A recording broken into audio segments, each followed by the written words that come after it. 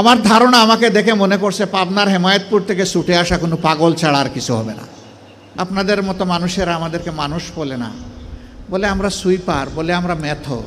ছোট লোকদের পক্ষ থেকে আমি তোমাদের কাছে ক্ষমা চাই।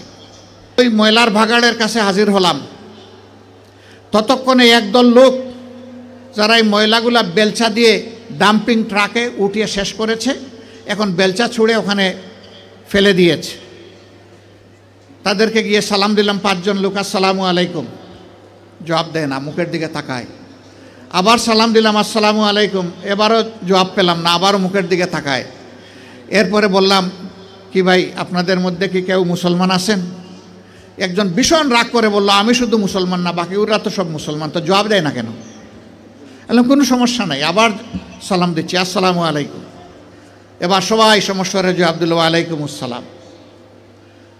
জিজ্ঞেস করলো, আপনি কে? বললাম আপনাদের জাতি ভাই। আপনি কি সিনেমা করতে আসছেন? আমার এই চেহারা দেখে মনে হয় যে আমি সিনেমা করতে আসছি। কয় না, তা তো মনে হয় না, কিন্তু আপনার কথাবার্তায় তো এরকমই মনে হচ্ছে। তো আপনি কেন আসছেন? আমি বললাম আপনাদের হাত ধুইতে আসছি। ওই শুনেন, আমরা গরিব মানুষ, আমাদেরকে নিয়ে উপহাস করবেন না। আমি বললাম আল্লাহর কসম আমি উপহাসও করতে আসি নাই। তাইলে আপনি আমাদের হাত ধোয়াবেন কেন? আমি বললাম তোমরা সমাজের হাত দাও, একটা দিন অন্তত তোমাদের হাত ধোয়াই। কই আমাদেরকে ছেড়ে দেন, আমাদের অনেক কাজ, বুঝতে পারছি না আপনি কি জিনিস। আমি বললাম যে আমি বড় শক্ত জিনিস, হাত না ধোয়া তোমাদেরকে ছেড়ে দেব না আমি।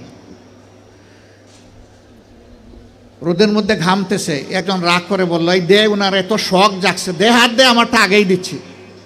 তো উনি হাত দিল, আমি ধোয়াই ঠোয়া খসলাইয়া পরিষ্কার করে বললাম, ভাই অনেক শুক্রিয়া তোমাকে। একজন একজন করে হাত দেয় আর খিলখিলাইয়া হাসে। আমার ধারণা আমাকে দেখে মনে করছে পাবনার হেমায়েতপুর থেকে ছুটে আসা কোনো পাগল ছাড়া আর কিছু হবে না।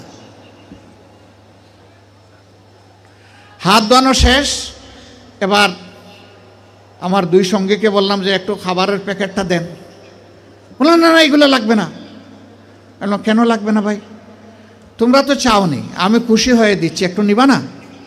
জি না জি না জি না, এগুলো আমি বললাম যে বলো তাইলে কোনটা থেকে খেতে হবে, আমি আগে খাই একটু, তারপরে নিয়ে যাও। তখন একজন বলে তাইলে ঠিক আছে দিয়া দেন। বললাম হ্যাঁ, দুনিয়া অনেক কিছু ঘটে। হাতে নিল, নেওয়ার পরে একজন একটু দীর্ঘ শ্বাস ফেলে বলল, তাহলে আমরাও মানুষ। আমি বললাম কেন এই কথা বললেন কেন? জি না, আপনাদের মতো মানুষেরা আমাদেরকে মানুষ বলে না, বলে আমরা সুইপার, বলে আমরা মেথর। আমাদের কাছে কেউ দাঁড়াইতে চায় না। কোনো রাস্তা দিয়ে আমরা হাঁটলে মানুষ সরে যায়। সমাজের মানুষ আমাদেরকে অচ্ছুত মনে করে, এদেরকে ছুঁইলেই জাত যাবে। আমি হাত জোড় করে বললাম, সোফা কাপড়ের ছোট লোকদের পক্ষ থেকে আমি তোমাদের কাছে ক্ষমা চাই। আমাকে ক্ষমা করো, আমাদেরকে ক্ষমা করো। আমি আর চোখের পানি ধরে রাখতে পারিনি, টপ টপ করে আমার চোখ থেকে পানি পড়ল। যে মানুষগুলো তাদের জীবনের পরিশ্রমের বিনিময়ে সমাজের চাকাটাকে চালু রাখে, আমরা কিনা তাদেরকে মানুষ বলি না, আমরা তাদেরকে সুইপার বলি, মেথর বলি। আমরাই কমজোর।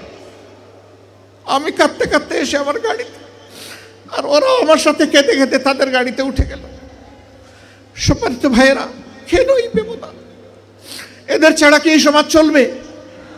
যদি না চলে তাইলে এই সমাজে তারা একটু স্বীকৃতি পায় না কেন? একটু মর্যাদা কেন পায় না তারা?